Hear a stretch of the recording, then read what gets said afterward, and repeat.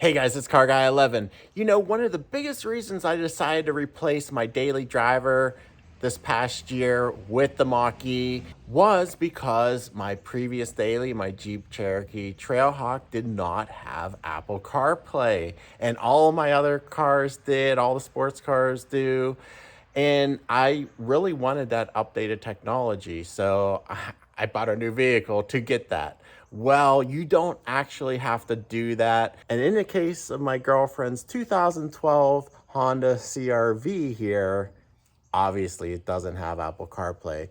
But today we have a product from CarPride where we can actually install it even though it natively didn't come with it. And you don't have to replace the head unit. So let me show you. All right, guys, let's see what's all included in the kit.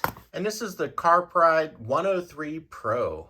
All right, and first of all, you see the screen, the very nice widescreen display. And on the back of the screen, of course, you have the mounting point. There is a speaker on the unit as well, which you can output sound, but I wouldn't recommend that method. Also, you have a bunch of ports on the back here. One of them is to power the device using the power adapter and USB-C. The next one here is a USB-A, which you can use wired CarPlay or Android Auto.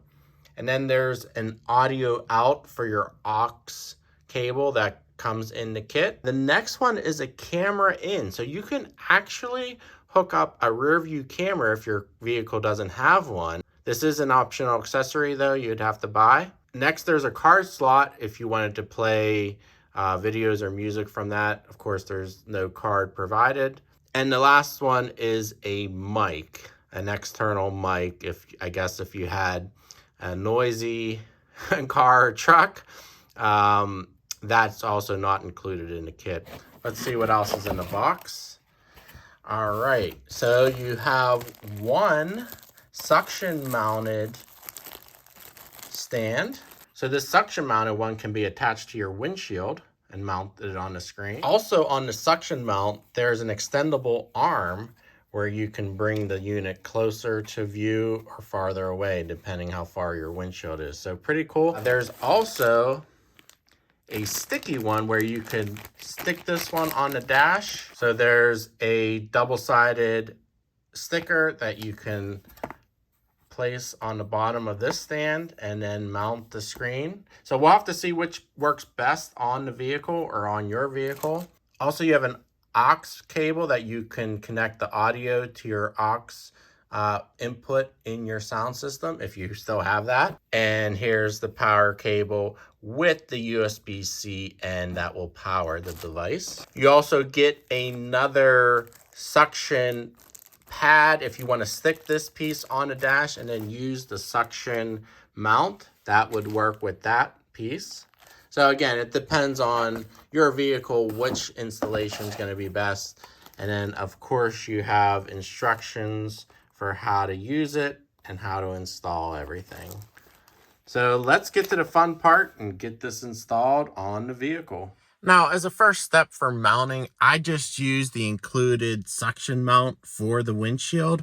But of course, you saw in the kit, there are a variety of options. I may end up using the stand that comes with the sticker that you mount on a dash. I just want to get everything set up first, and then we'll do the more permanent installation. But it's a super easy installation. All you basically need to do is provide the unit power from a cigarette lighter, and then we can connect the audio in a variety of ways, including it has a built-in speaker, but we're obviously going to want to tie into the car audio system, and you can do that with Bluetooth, which is the ideal way. You can also hook it up with the aux port if your car doesn't have Bluetooth. And if your car has none of that, you can actually broadcast an FM station where it can play through an FM station. But the ideal way is the Bluetooth, so we're going to try that today. This vehicle has Bluetooth phone and audio. Okay guys, as a first step, all you're going to do is hook up this USB power cord to a power outlet. And again, I'm not going to show all this in this specific vehicle since every vehicle is different.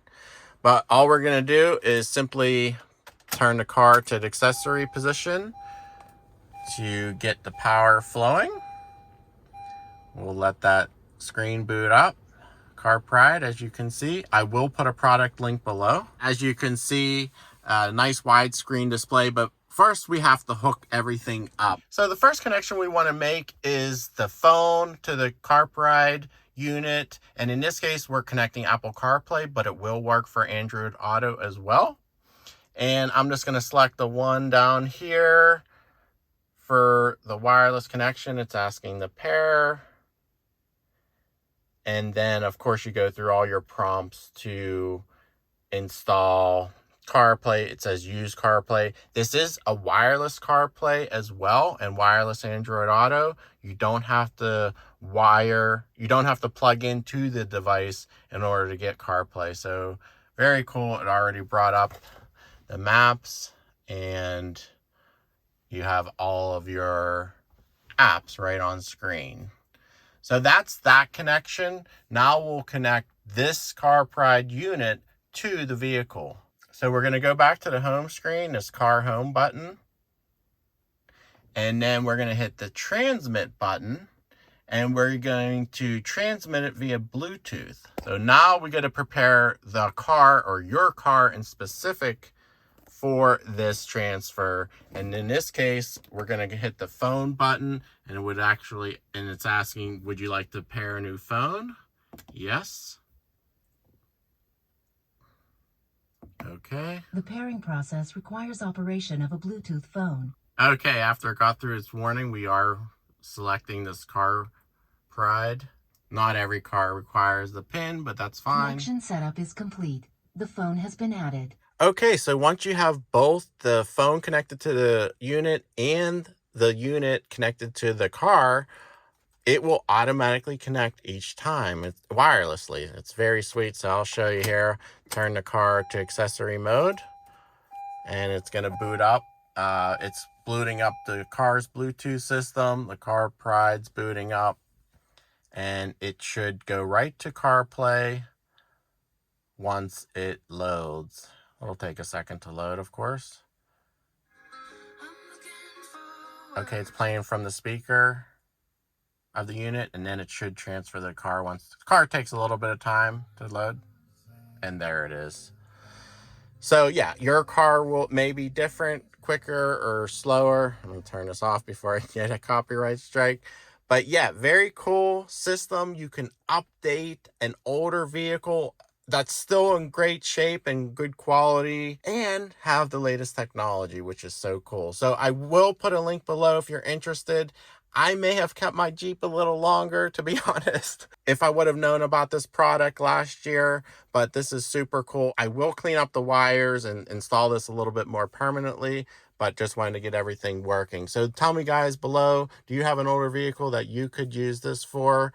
I think it's a great option, and you don't have to replace a head unit. And of course, in this vehicle, that's impossible. You can't. There's nothing you can replace here. So all right, guys, thanks for watching. Give it a thumbs up. Hope you enjoyed it, and we'll see you in the next video.